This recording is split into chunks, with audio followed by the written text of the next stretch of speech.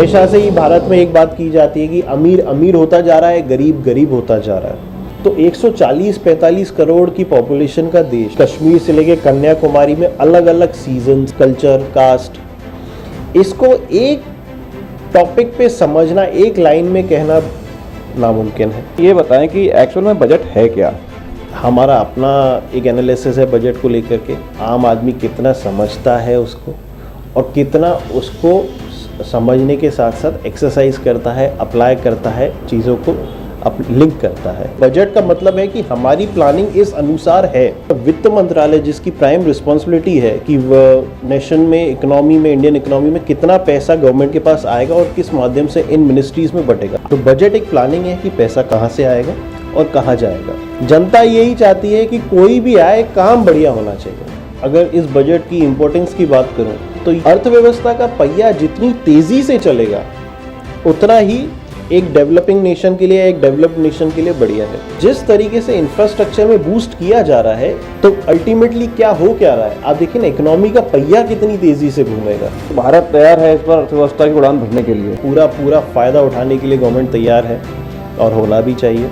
क्योंकि रेलवे आपने गिना दिया, आपने डिफेंस आपने गिना दिया, बाकी इंफ्रास्ट्रक्चर आपने गिना दिया, उससे आम जनता का तो कोई कनेक्शन है नहीं, वो बड़े लेवल की बातें हैं। लेकिन जो छोटा व्यापारी है या छोटा जो व्यक्ति है जो रोज़ अपनी गाड़ी में पेट्रोल भरवाता है या कोई सामान खरीदने जाता है, सब्जी खरीदने जाता है, राशन खरीदने जाता है, क्योंकि अगर पेट्रोल महंगा होगा थोड़ा सा तो कहीं ना कहीं ट्रांसपोर्ट महंगा होगा, ट्रांसपोर्ट महंगा होगा तो चीज़ें महंगी होगी, तो आदमी उसको महंगाई से जोड़कर देखता है। तो मेरा सवाल आपसे ये है कि सिर्फ आम जनता के लिए छोटी छोटी चीज़ों में कहाँ पर राहत दी गई है इस बजट में? देखिए, सन 47 से लेके आज 2023 में बैठे, महंगाई हमेशा से ही मुद्दा रहा है और शायद आगे भी मुद्दा रहेगा। मैं कहता हूँ महंगाई के साथ साथ आपको inflation rate, growth rate of income पे भी बात करनी चाहिए। अगर किसी का मकान सन 1950 में 1 लाख का था तो आज 2, 5, 10 करोड़ का हो गया होगा। मैं अगर 10 रुपये लीटर पेट्रोल में खुश हो रहा हूँ, ये तो मेरी खुशी है, लेकिन क्या सरकार इससे खुश होगी? मतलब इंडिविजुअल लेवल पे, छोटे लेवल पे जो इकोनॉमिक्स में अच्छा माना जाएगा, बड़े लेवल पे ज़रूरी नहीं है कि वो अच्छा हो। वो बजट अच्छा हो जाता है, किसी के लिए वो ख़राब हो जाता है। तो हर सिक्के के दो पहलू हैं। मैं इसको अच्छा भी कह सकता हूँ, मैं ख़राब भी कह सकता हूँ, बट मैं जिस पोजीशन पे हूँ, मैं अच्छा और बुरा कहने की बजाय उसको समझने का प्रयास ज़्यादा करूँगा। तो मार्केट में जितने प्लेयर्स रहेंगे वो उतना कंपटीशन बढ़ेगा। हम जिस भी फील्ड में हो, आप जर्नलिज्म में हैं, मैं सीए प्रोफेशन में हूँ, कोई व्यापारी है, कोई नौकरी पेशा है, हमें साल दर साल अपने आप को अपडेट करना है, जिस भी फील्ड में हो।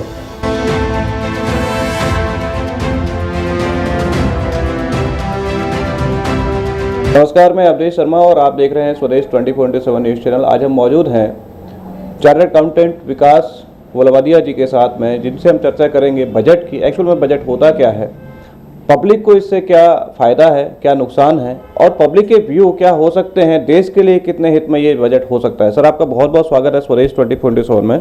सर, हमें ये बताएं कि एक्चुअल में बजट है क्या? थैंक यू अवधेश जी।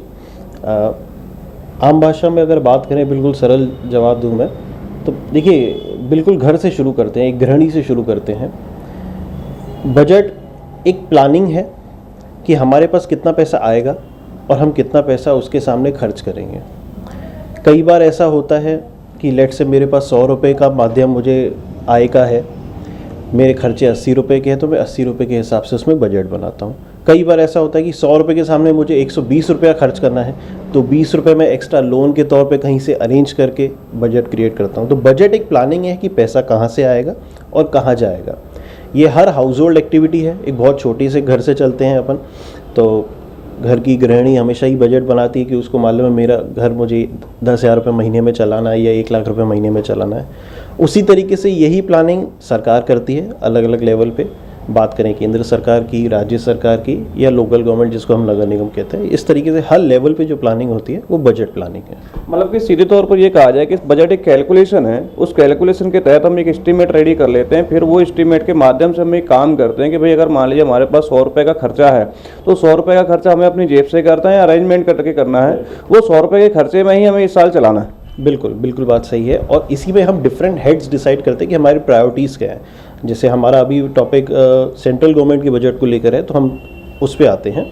जैसे गवर्नमेंट को बहुत जगहों पे पैसा खर्च करना है, लेट से डिफेंस में खर्च करना है, एजुकेशन में खर्च करना है, रेलवे में खर्च करना है।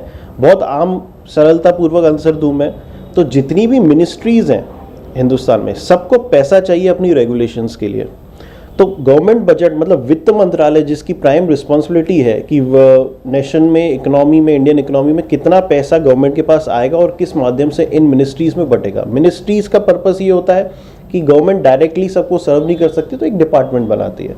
जैसे रेलवे की बात करें तो रेलवे एक मंत्रालय है, तो रेलवे मंत्रालय को वित्त मंत्रालय द्वारा कुछ पैसा दिया जाता है उनकी नीड्स के हिसाब से, जिसमें रेलवे मंत्रालय कुछ पैसा तो सेंट्रल गवर्नमेंट से लेता है और कुछ पैसा अपनी स्पेसिफिक ऑटोनोमस नीड्स को पूरा करते हुए, रेवेन्यू जनरेट करते हुए फुलफिल करता है। और जो उनके ट्रांसपोर्ट के काम होते हैं, जो उनके एडवर्टीजमेंट के काम होते हैं, स्टेशन पे जो एडवर्टीजमेंट होता है, जो उनकी कैंटीन वगैरह चलती हैं, जो रेलवे में यात्रियों से जो किराया आता है वहाँ से वो अरेंज करके जो पैसा होता है वो एडजस्टमेंट कर लेते हैं सब। बिल्कुल यही एक प्लानिंग है, इसी प्लानिंग को हम बजट कहते हैं।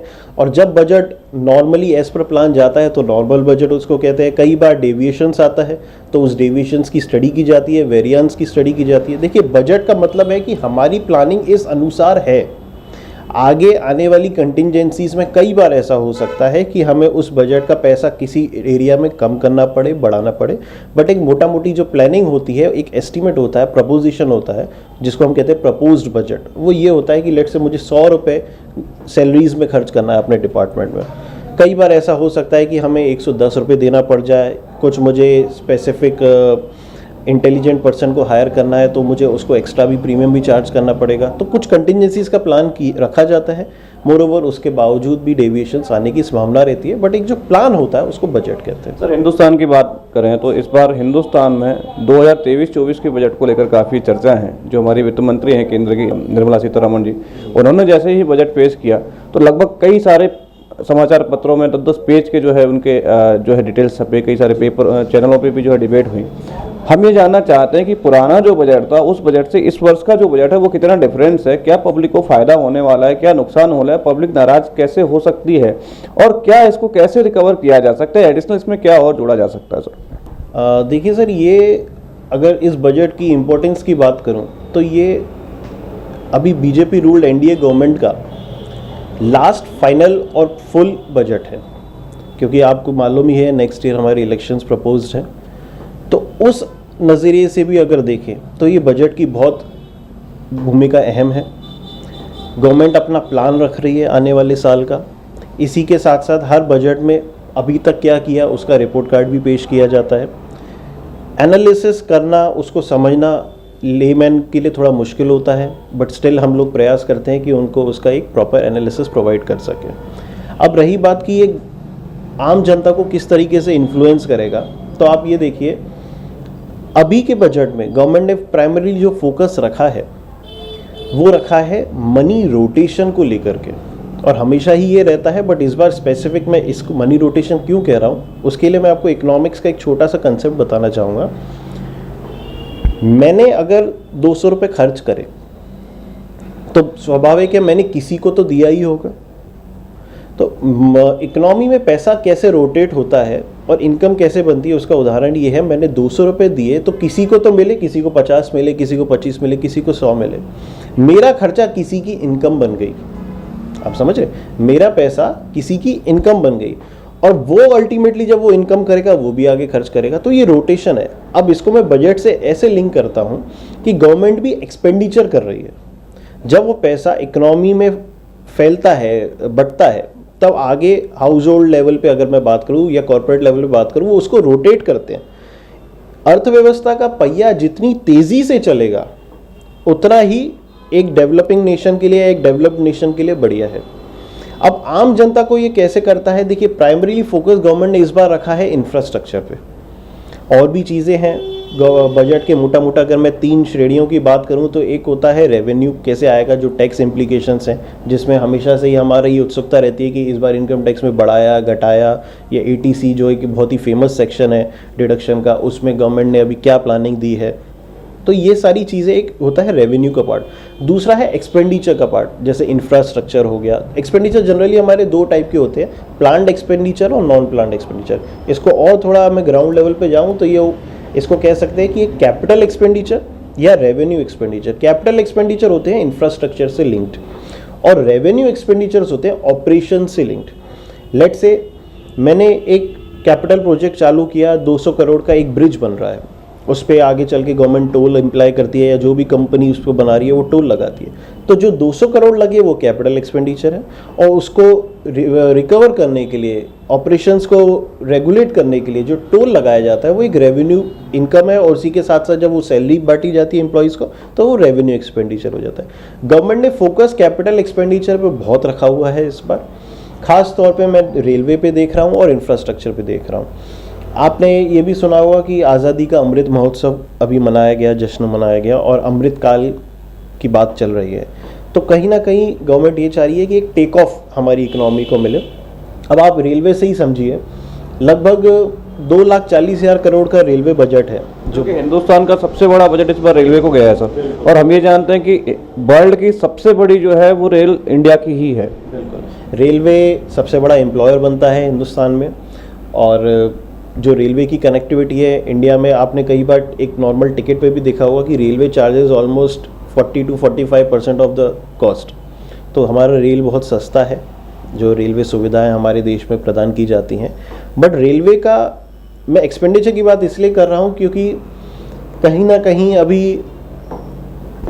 मेट्रो प्रोजेक्ट्स आने हैं, कहीं ना कहीं अभी बुलेट ट्रेन की संभावनाएं चल रही हैं, सेमी बुलेट ट्रेन की संभावनाएं चल रही हैं। तो जिस तरीके से इंफ्रास्ट्रक्चर में बूस्ट किया जा रहा है, आप ये देख लीजिए, अभी अगर रोड ट्रांसपोर्ट की भी बात करें या रेलवे की भी बात करें, तो अभी हमारे जो ट्रांसपोर्ट मंत्री हैं उन्होंने कहा था कि मैं दिल्ली से मुंबई का रास्ता 12 घंटे में कवर करना चाहता हूँ बाय रोड। तो अल्टीमेटली क्या हो क्या रहा है, आप देखिए ना, इकोनॉमी का पहिया कितनी तेज़ी से घूमेगा। आज कोई ट्रक दिल्ली से मुंबई 2 दिन में पहुंचता है, 48 घंटे में पहुंचता है, वो जब 12 घंटे में पहुंचेगा, आपका रोटेशन 1/4 टाइम में आ रहा है। उस ट्रक वाले को भी स्पीड अप होगा, वो दिन में अगर 2 दिन में 1 चक्कर लगाता था वो 2 दिन में 2 चक्कर लगाएगा, उसकी इनकम बढ़ेगी। तो ये कुछ प्लानिंग्स हैं जो इंफ्रास्ट्रक्चर पे फोकस है आज। मतलब कि सर हम ये कह रहे हैं कि भारत तैयार है इस बार अर्थव्यवस्था की उड़ान भरने के लिए। जी, तैयारी तो काफ़ी समय से चल रही है और उसकी प्लानिंग का एक बेस बनाया हुआ है। यस, हर साल हर गवर्नमेंट प्रयास करती है बेस्ट से बेस्ट अचीव करने का, बट यस, मैं इसको एक पॉजिटिव बजट के तौर पे देखता हूँ, खास तौर पर इंफ्रास्ट्रक्चर के पॉइंट ऑफ व्यू से। दूसरा एक प्रोटेक्शन को लेकर के है इंडिया में, जो कि है डिफेंस, जिसको रक्षा मंत्रालय कहते हैं। इसमें काफ़ी फॉरेन अफेयर्स का भी इन्वॉल्वमेंट होता है, साथ साथ इंटरनेशनल पॉलिटिक्स किस अनुसार चल रही है वो भी बहुत डिपेंडेंसी है उस पर। अगर हम हिंदुस्तान की बात करें, हिंदुस्तान एक सब कॉन्टिनेंट है जो 3 तरफ पानी से घिरा हुआ है, उसकी जोग्राफिकल लोकेशन ऐसी है। बट उसके साथ साथ जो वर्ल्ड मैप पे हमारी जोग्राफिकल लोकेशन है, उसका पूरा फ़ायदा उठाने के लिए गवर्नमेंट तैयार है और होना भी चाहिए। सी रूट ट्रांसपोर्टेशन पे अच्छा फोकस है। साथ में जो हमारी बाउंड्रीज़, जो बॉर्डर्स हमारे अदर कंट्रीज से शेयर होते हैं, उनके साथ कईयों के साथ हमारे संबंध अच्छे हैं, कईयों के साथ थोड़े डगमगा रहे हैं, बट उसमें मैं डीप में नहीं जाऊंगा। बट स्टिल एक प्रॉपर मॉनिटरिंग की आवश्यकता है, जो कि फॉरेन मिनिस्ट्री करती है, एक डिफेंस मिनिस्ट्री हमारी करती है। तो डिफेंस पे भी अच्छा पैसा लगाया जा रहा है। अभी फोकस ये है, एक्चुअली डिफेंस का जो बजट है उसमें लगभग मोर देन 50% जाता है रेम्यूनरेशंस में, एम्प्लॉयज़ को पैसा देने के लिए। जो भी हमारा स्टाफ है डिफेंस मंत्रालय में, जो भी आर्मीज़ हैं या जो भी ऑफिसर्स हैं, बट फोकस अब बढ़ाया जा रहा है। एक मेक इन इंडिया स्कीम को थोड़ी दम दी गई है। जैसे अभी तक हमारा जो फॉरेन करेंसी में जो डीलिंग्स होती थी, काफ़ी हद तक क्रूड में और जो हमारी मिसाइल्स हैं या आर्म वेपन्स हैं उसमें होती थी। तो अभी प्राइम मिनिस्टर ने फोकस किया है इस बार कि हिंदुस्तान के अंदर ही मेक इन इंडिया कंसेप्ट के तहत इस एरिया में भी डेवलपमेंट किया जाए। तो प्लानिंग है कि आउटफ्लो हमारा कम हो, फॉरेन करेंसी रिजर्व्स हमारे बढ़े, और मोर ओवर जो ट्रांसपोर्ट मंत्रालय का भी एक प्लानिंग है कि क्रूड का, आप जैसे इलेक्ट्रिकल ई व्हीकल्स का भी एक चल रहा है, गवर्नमेंट अच्छी सब्सिडीज़ दे रही हैं। तो उनका बेसिकली प्लानिंग ये है, देखिए कोई भी गवर्नमेंट हो, आप एक बेसिक सा घर का उदाहरण ही ले लीजिए। हम चाहते हैं हमारा पैसा बाहर कम जाए और बाहर से पैसा हमारे पास ज़्यादा आए। उसी को अगर एक इकोनॉमी के तौर पे देखें तो एक्सपोर्ट इंपोर्ट हो जाता है। आज काफ़ी अभी तक अगर देखें तो पहले एक्सपोर्ट केवल ट्रेड में होता था, गुड्स में होता था, मर्चेंडाइज में होता था। आज सर्विसेज एक्सपोर्ट हो रही हैं। आप भली भांति देखते होंगे कि काफ़ी इंडिया के प्रोफेशनल्स या सर्विस पर्सन्स फॉरेन कंपनीज़ को इंडिया में ही बैठे बैठे सर्विसेज प्रदान कर रहे हैं, और इसमें कहीं ना कहीं एक विन विन सिचुएशन है। इंडिया में बैठे उनको इंडिया के लोगों को फॉरेन करेंसी रिजर्व मिल रहा है, प्लस वहाँ की जो अदर कंट्रीज़ हैं उनको एक इस जैसे एक टॉपिक है, इसको कहते हैं ब्रेन ड्रेन। तो ब्रेन ड्रेन उतना नहीं हो रहा जो बिल्कुल ही फिजिकली वहाँ जाके होता था। अब यहीं बैठ के हम ग्लोबली कहीं भी सर्विस दे सकते हैं। तो बहुत चीज़ें कनेक्टिंग हो रही है, 5G की लॉन्चिंग हो रही है, वो भी कहीं ना कहीं इंफ्रास्ट्रक्चर को लेकर के है। तो घूम फिरा के हम आएंगे तो एक ही क्रक्स पे आएंगे, पैसा घुमाना है, जल्द से जल्द पैसा घुमाना है, उस पर फोकस है। एंड एयरपोर्ट्स की अभी अच्छी कनेक्टिविटी पे गवर्नमेंट प्लान कर रही है, वो अगेन एक इंफ्रास्ट्रक्चर का पार्ट है कि अभी 50 और एयरपोर्ट्स की प्लानिंग चल रही है। हम जिस शहर में बैठे हैं यहाँ पे भी अभी एक अच्छा मल्टीनेशनल टाइप एयरपोर्ट बनाने की प्लानिंग है ग्वालियर में। तो कहीं ना कहीं एयर कनेक्टिविटी पे भी फोकस है, रेलवे पे भी फोकस है, रोड ट्रांसपोर्ट अपनी जगह कर रहा है, तो ये कम्युनिकेशन भी अपना बेटर हो रहा है। तो रोड ट्रांसपोर्ट कंपनी, ये सब इंफ्रास्ट्रक्चर के ही पार्ट है जिसमें बजट में गवर्नमेंट की ओर से अच्छा मेजॉरिटी ऑफ पोर्शन दिया जा रहा है। सर मेरा एक सवाल है महंगाई को लेके, बजट सबसे अच्छा है? देखिए अच्छा, लेकिन मैं नहीं कहूँगा कि सबसे अच्छा, मैं आपको पॉइंट आउट कर रहा हूँ इसमें। देखिए इकोनॉमिक्स में कंसेप्ट है पैराडॉक्स।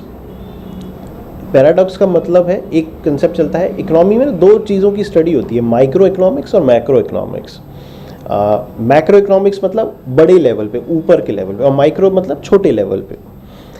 इसको और डिफ्रेंशिएट करने के लिए बोलूँ तो मेरी जेब का बजट क्या है, मेरा अपना पर्सनल बजट क्या है, वो इंडिविजुअल लेवल पे वो होता है माइक्रो इकोनॉमिक्स का पार्ट।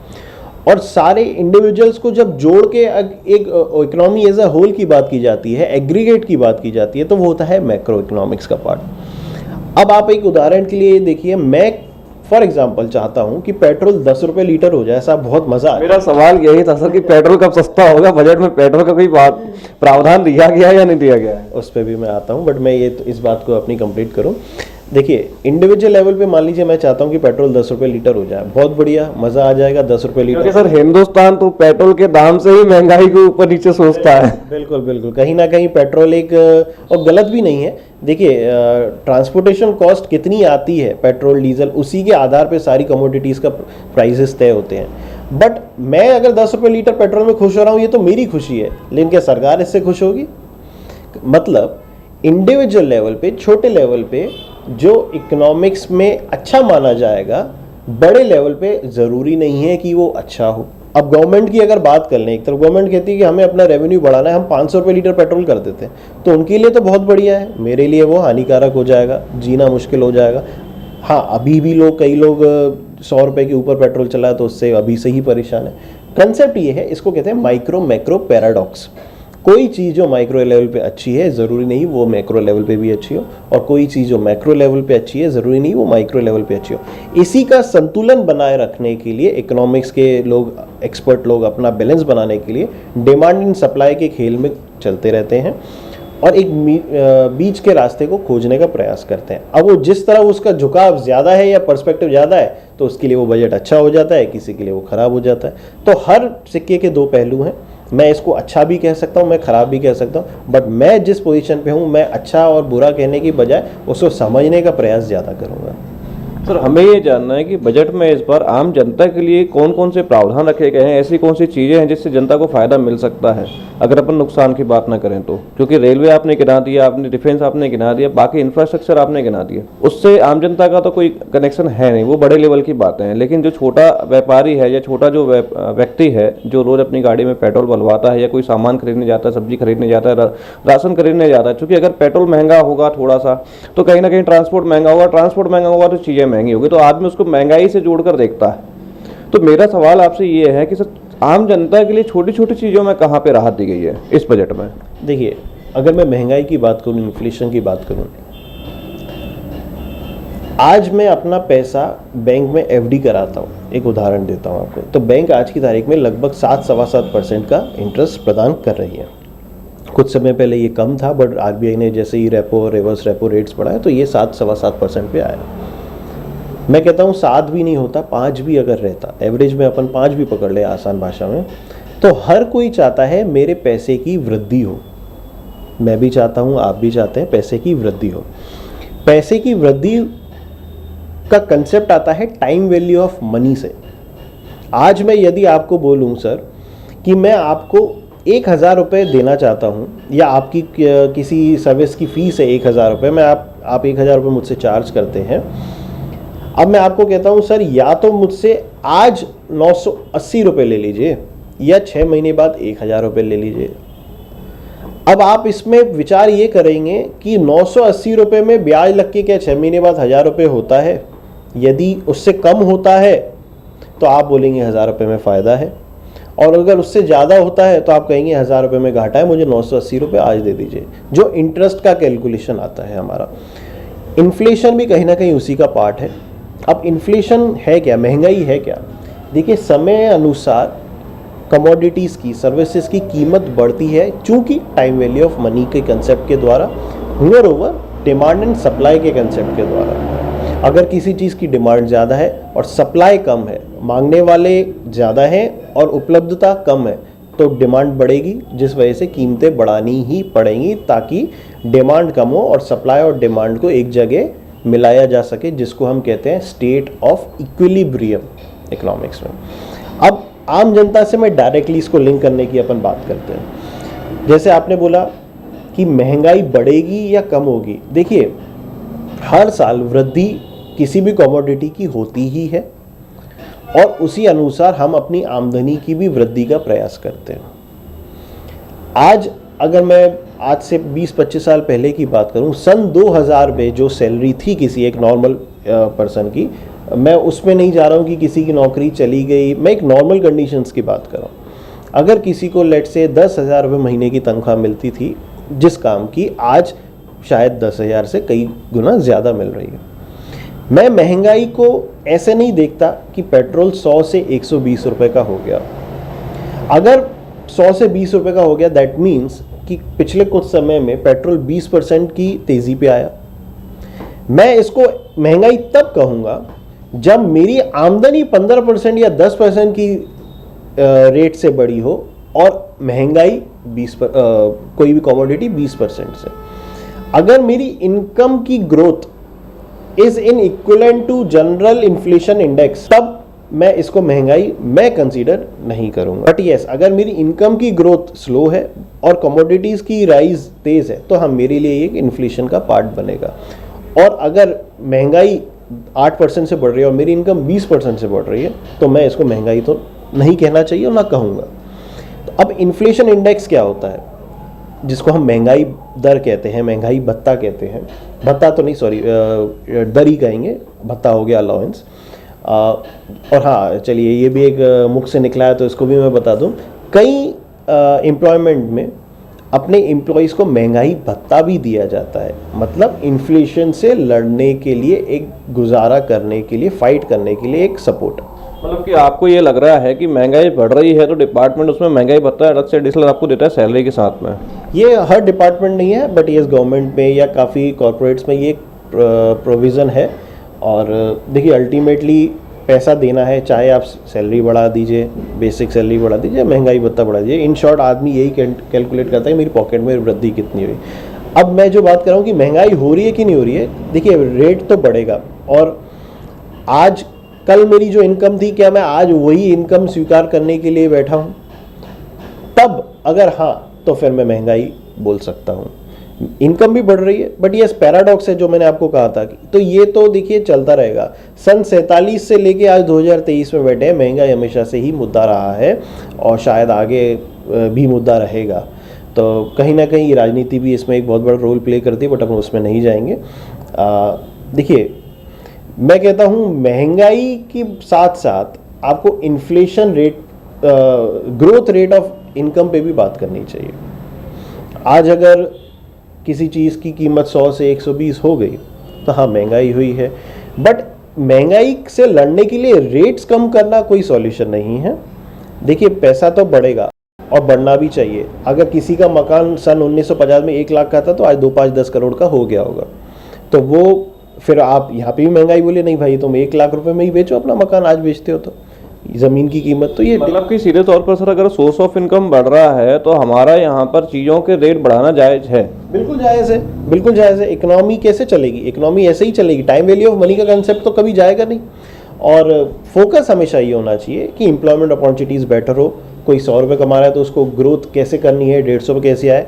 और देखिए कहीं ना कहीं जो पब्लिक एट लार्ज है, हमेशा हम जिस भी फील्ड में हो, आप जर्नलिज्म में हैं, मैं सीए प्रोफेशन में हूँ, कोई व्यापारी है, कोई नौकरी पेशा है, हर किसी का एक अपना माध्यम है कमाई करने का और समाज में कंट्रीब्यूट करने का। हमें हमारी अपॉर्चुनिटीज़ को खोजना है, और अपॉर्चुनिटीज़ को हम तब खोज पाएंगे जब हम अपने आप को ग्रूम करते रहेंगे, अपनी प्रोडक्टिविटी बढ़ाते रहेंगे। आज कहीं ना कहीं एक रिटायरमेंट की एज 60 साल 65 साल होती है, अलग अलग विभागों में 60 से 65 का रेंज जब जैसा होता है। ये क्यों है? क्योंकि एक हमारी ह्यूमन लाइफ की एक प्रोडक्टिव एज है। आप समझ रहे हैं? हम 15 साल से छोटे बच्चे से काम क्यों नहीं करवाते? क्योंकि वो प्रोडक्टिव नहीं है और वो अभी ग्रूमिंग स्टेज में है। तो ग्रूम होना है, हमें साल दर साल अपने आप को अपडेट करना है, जिस भी फील्ड में हो, वेदर बी इट नॉलेज या कोई फिजिकल वर्क करा है तो उसको अपने शरीर का ध्यान रखना है। और जब आय के स्रोत आपके बराबर रहेंगे या ग्रोथ पे रहेंगे, तब आप इन्फ्लेशन से बड़े आसानी से लड़ सकेंगे। यस, हमें इस चीज़ का भरपूर प्रयास करना है और मैं समझता हूँ गवर्नमेंट भी कोशिश करती है कि हमारा एक जनरल, देखिए एक्चुअली हमारा देश बहुत बड़ा है, आप ये भी समझिए। हमारा देश ऑलमोस्ट अभी तक अनाउंस था कि सेकेंड मोस्ट पॉपुलेटेड कंट्री, अब शायद फर्स्ट भी हो गया है या कुछ टाइम में हो जाएगा। ऑफिशियली अभी शायद अनाउंस नहीं हुआ है, बट ऐसा कह रहे हैं कि हो गया है। तो 140-45 करोड़ की पॉपुलेशन का देश, जिसमें कश्मीर से लेके कन्याकुमारी में अलग अलग सीजन्स, गुजरात में सनराइज बाद में होता है और ईस्ट साइड में पहले होता है, लगभग दोनों में 2 घंटे का अंतर। इतना बड़ा विशाल देश, फिर अलग अलग कल्चर, कास्ट, इसको एक टॉपिक पे समझना, एक लाइन में कहना नामुमकिन है। हमें इतनी सारी स्टडी, देखिए एक एवरेज इनकम, आज इस बजट में पर कैपिटा इनकम की भी बात की गई। पर कैपिटा इनकम क्या है? एक नॉर्मल अगर मैं कैलकुलेशन बताऊं तो हमारा देश का टोटल इनकम कितना है? बहुत ही बेसिक सा कैलकुलेशन, इसमें काफ़ी इफ एंड बट्स होते हैं, बट आपको आसान भाषा में आपके दर्शकों को समझाने के लिए, टोटल इनकम कितनी है divided by total working population कितनी है। छोटा सा कैलकुलेशन है, उसको कहते हैं पर कैपिटा इनकम, एक इंसान की प्रति व्यक्ति आय। वो अभी बोला गया है 1,97,000 रुपये से वृद्धि हुई है। अब 1,97,000 रुपये से वृद्धि हुई है, केवल इतना देखूँ तो बहुत अच्छी बात है, बट इसके अंदर की गहराई में जाइए तो जब ये कैलकुलेट किया हुआ, किसी की इनकम 1 करोड़ भी होगी और किसी की इनकम 10,000 भी सालाना हो सकती है। भगवान ना करे किसी की 10,000 रुपये जैसी हो, बट संभावनाएं हैं, या 1 लाख हो सकती है, 50,000 हो सकती है। तो एवरेजेस में काफ़ी चीज़ें छिप जाती हैं, आप समझ रहे हैं, काफ़ी चीज़ें छिप जाती हैं। अब जब हम एक एंगल की तौर पे बात करें, यहाँ से मोटा मोटा 2 लाख रुपए की प्रति व्यक्ति आय हिंदुस्तान में बढ़ी, बट इसमें वेरिएशन कितना है? हमेशा से ही भारत में एक बात की जाती है कि अमीर अमीर होता जा रहा है, गरीब गरीब होता जा रहा है। इन प्रयासों में देखिए कुछ स्टैटिस्टिक्स के भी लिमिटेशंस होते हैं। 140 करोड़ की आबादी वाले देश को हम एक पहलू पे कमेंट कर दे नामुमकिन है, बट यस, बात वही है कि अगर एवरेज तौर पे भी देखें, और स्टडी एवरेजेस में ही होती है, अगर एवरेज में प्रति व्यक्ति आय बढ़ रही है तो इसके सामने हमको ये देखना है कि इन्फ्लेशन कितना बढ़ा, एक प्रति व्यक्ति कंजम्पशन कितना है। अब यदि 1,97,000 के सामने वो 1,97,000 से कम है तो मैं इसको एक अच्छे एंगल पे कहूँगा, बट यस, मैं वही कह रहा हूँ, वेरिएशन इतना है कि हो सकता है उसमें 1% ऑफ पॉपुलेशन संतुष्ट हो, लेकिन दूसरे को जीने के लिए भी संभावनाएं उसकी कठिन होती जा रही हो, सर्वाइव करना पड़ रहा हो और वो उस बजट से नाखुश हो। बिल्कुल, वो संभावनाएं हैं, वो घर में भी रहती है। देखिए घर में 4 लोगों का 5 लोगों का परिवार है, तो किसी घर का जो मुखिया होता है उसके डिसीजन से कुछ चीज़ों को कोई उचित समझता है, डिसीजंस को कोई अनुचित समझता है। देखिए वो एक विश्लेषण का पार्ट है, वो एक अपनी स्टडी है, बट यस, हमेशा हर लेवल पे, इसीलिए तो देखिए इतना बड़ा देश है, इसलिए तो डिफरेंट स्टेजेस और गवर्नमेंट्स बनाई गई हैं।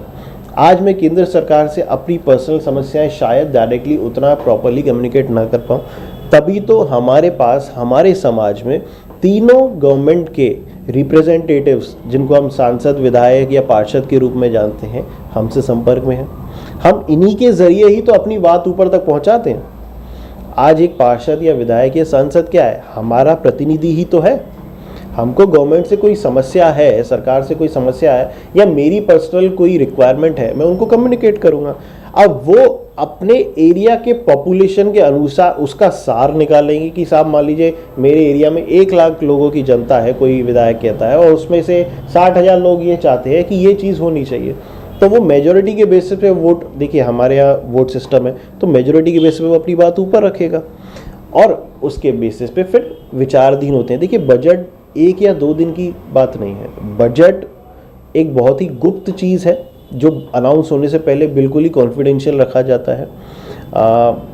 आपके दर्शकों तक मैं साझा करूं तो जो बजट मेकिंग प्रोसीजर में इन्वॉल्व ऑफिसर्स होते हैं, हाईली एजुकेटेड होते हैं और हाईली इंटेलिजेंस के पार्ट होते हैं, वो जब बजट प्रक्रिया बन रही होती है, ड्राफ्टिंग जारी होती है, उनको अपने करीबियों से संपर्क करने का भी अधिकार नहीं होता। इतनी कॉन्फिडेंशियल चीज़ है वो। और उसमें कहीं ना कहीं जब वो ग्राउंड लेवल से स्टैटिस्टिक्स उठाते हैं, उसके विश्लेषण के तहत ही अपनी ड्राफ्टिंग करते हैं। वो किसी को संतुष्ट कर सकता है, किसी को असंतुष्ट कर सकता है।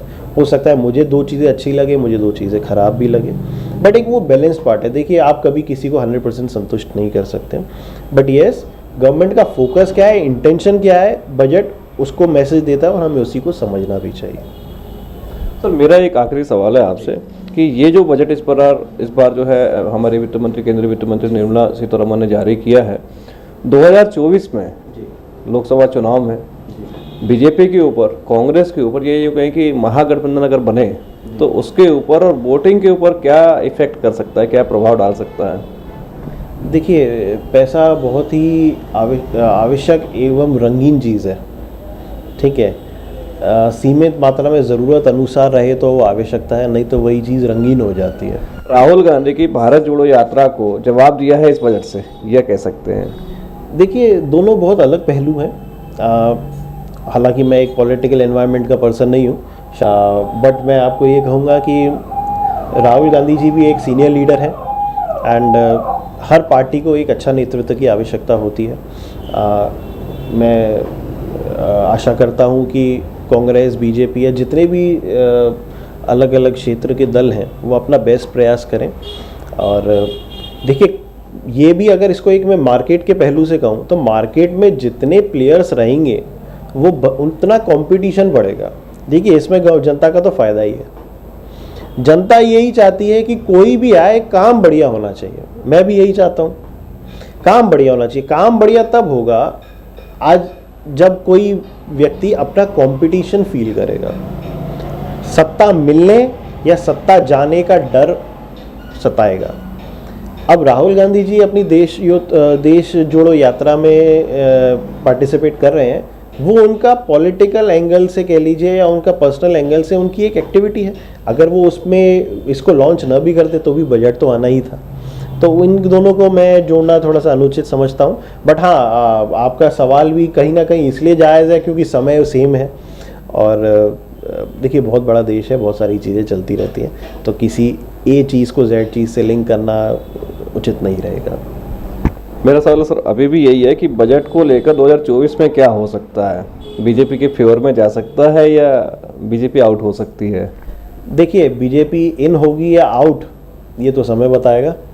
बाकी हमारा अपना एक एनालिसिस है बजट को लेकर के, आम आदमी कितना समझता है उसको और कितना उसको समझने के साथ साथ एक्सरसाइज करता है, अप्लाई करता है, चीज़ों को लिंक करता है। देखिए भारत में बहुत बड़ी जनता है, बहुत बड़ी जनसंख्या है। हर गवर्नमेंट का प्रयास होता है कि अपनी ऑडियंस को, अपनी जनता को संतुष्ट करना। उसमें ये कितनी भली बाती सफल हो पाए ये तो आने वाला वक्त बताएगा। बट मेरी कामना हर उस दल से है जो अपना योगदान इस आने वाले चुनावों में देगी और हम चाहते हैं मे द बेस्ट वन विन। तो आप थे विकास जी, आपने देखा कि बजट को लेकर काफ़ी डिटेल में इन्होंने जो है आम जनता के लिए जो अपनी बात कही है, और यह भी बताया है कि अगर आपका विकास स्वयं का हो रहा है तो आपको बजट के साथ में असंतुष्टि नहीं देना चाहिए। अगर पेट्रोल 110 रुपये 20 रुपये बढ़ रहा है तो आपकी सोर्स ऑफ इनकम भी बढ़ रही है, और अगर आपकी सोर्स ऑफ इनकम नहीं बढ़ रही है उस कंडीशन पे आप जो है बजट से नाखुश हो सकते हैं। आगे बजट के बाद में टैक्सेशन के ऊपर दोबारा फिर विकास जी से चर्चा करेंगे। तब तक दीजिए इजाजत। कैमरामैन शंकर प्रजापति के साथ अवधेश शर्मा, ग्वालियर।